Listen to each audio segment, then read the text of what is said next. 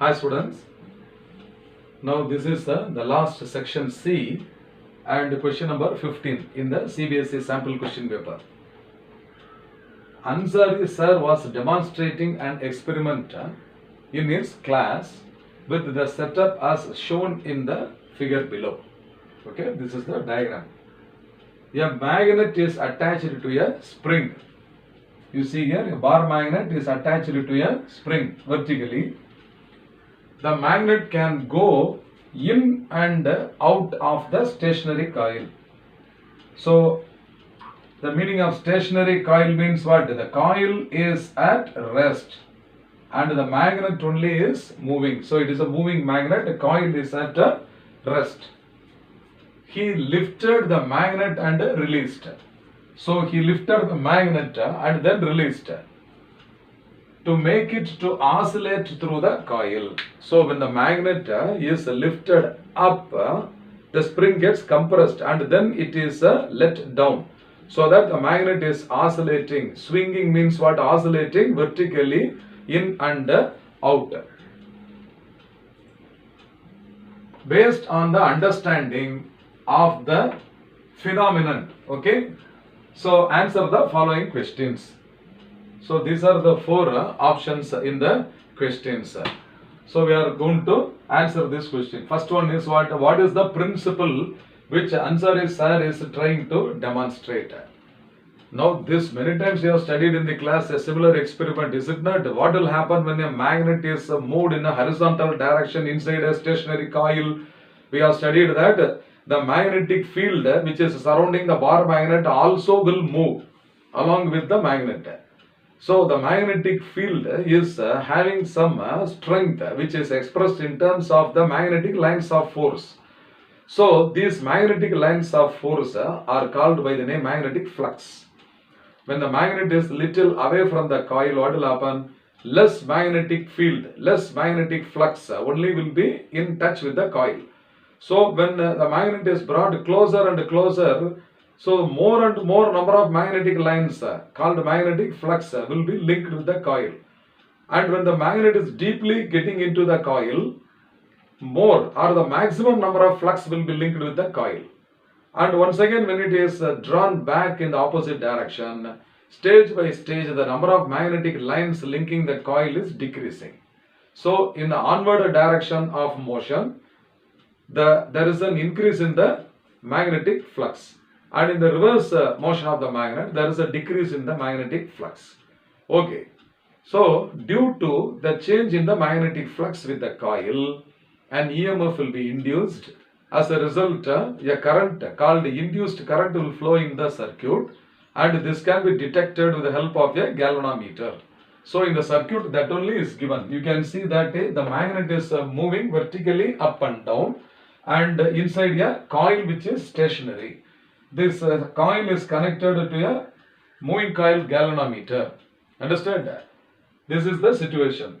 So this phenomenon of inducing an EMF and hence a current in a circuit. This phenomenon of inducing an EMF and hence a current in a circuit by changing the magnetic flux linked with the coil. So what is this phenomenon called as? Electromagnetic induction. So the answer to the first question, what is the principle which Ansari sir is trying to demonstrate? He tries to demonstrate the principle of electromagnetic induction. So this is the principle of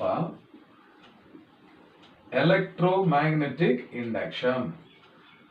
Normally, how do they ask this question? Direct question means what is electromagnetic induction? Understand? So, instead of asking a direct question, they want to make a student get the answer by understanding. So, the principle of electromagnetic induction. Option B, what will be observed when the magnet starts oscillating through the coil? Explain the reason behind this observation. See, the sentence making is very long, but thinking is required. When a magnet is oscillating and the coil is at rest, it is equivalent to keeping the magnet at rest and moving the coil. Many times we have explained in the class. You see the situation is the same when the coil is fixed and the magnet is moved, or when the magnet is fixed and the coil is moved. In both the cases, there is a relative motion. That is the term required here. Understand? So, there is a relative motion between the magnet and the coil. Due to this relative motion, there is a change in the magnetic flux. So, that is the explanation required here. So, due to the relative motion between, due to the relative motion between the magnet and the coil, magnet and the coil, the magnetic flux, the magnetic flux. You can also write the magnetic field, around the coil changes, around the coil changes. So this induces a current, this induces a current in the coil. So what will be observed when the magnet starts oscillating through the coil? It is observed that there is a relative motion between the magnet and the coil, and the flux or the magnetic field around the coil changes. Due to this, current is induced. This current only is called as induced current, and the direction of the induced current is given by what rule? Fleming's right hand rule. Understand? We have to stretch the right hand such that the thumb, forefinger and the middle finger are mutually perpendicular to each other. If thumb gives a direction of motion of the magnet or the coil, and forefinger gives what? The direction of the magnetic field, then what is the middle finger indicating? Middle finger indicates the direction of the induced current. So instead of asking directly the question, state Fleming's right hand rule. Here indirectly they are asking, that's all. Now option C, state two changes which could be made to increase or decrease the deflection in the galvanometer. So when the magnet is pushed slowly and taken back slowly, the deflection also will be less.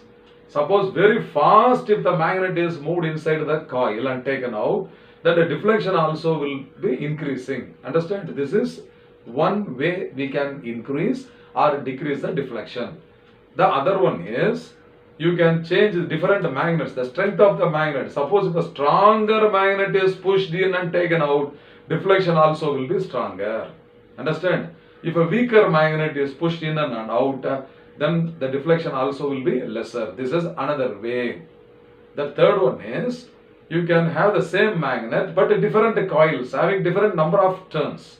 Understand? In that case also, if the number of turns will be more, then the deflection will be more.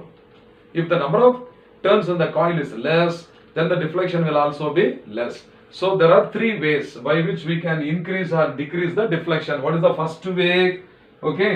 By varying, by changing the speed of the magnet.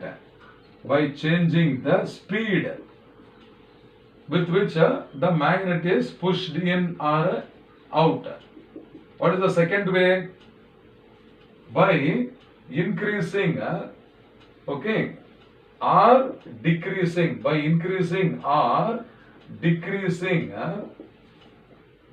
the strength of the magnet, This is one way. What is the third method I told? Only two they have asked. Suggest any two only, but better you can write the third one also. By increasing or decreasing the number of turns. So by increasing or decreasing the number of turns of the coil. Number of turns of the coil. Now what is the fourth option? You see, is there any difference in observations in the galvanometer when the magnet swings. Okay. When the magnet is pushed in, suppose if the deflection in the galvanometer is towards the left, okay, and when the magnet is taken back, then the deflection also will be opposite. So you can notice my hand.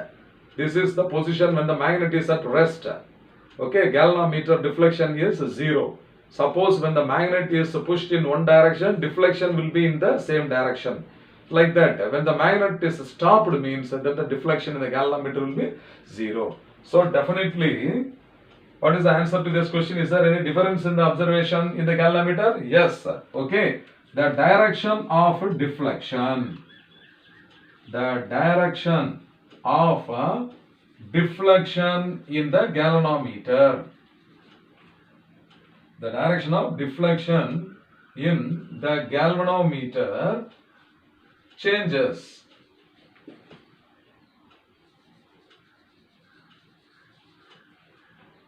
With what? Changes with the direction of motion. Changes with the direction of motion.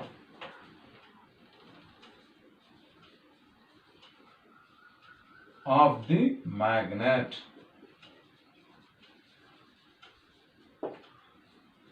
Now, this type of questions are most commonly asked, okay, in the Cbse. Hereafter, you can expect such questions only. But you see that this question carries 4 marks totally. So, this is a 4-mark questions. Totally 4 marks. So, for each subdivision, no, they will give 1 mark. Suppose if you are asked to describe electromagnetic induction by an experiment means, then definitely you can score full mark, because you will write what is electromagnetic induction, you will draw the circuit related to that, and you will write what is Fleming's right hand rule and all. But the same knowledge you are having, but it is drawn out from you in a different way. Do not be trapped. Don't lose marks. So the times have changed. Okay, rote memory is not required for us. Only your knowledge and understanding is required. So read more. I think you must have understood this well. Fine.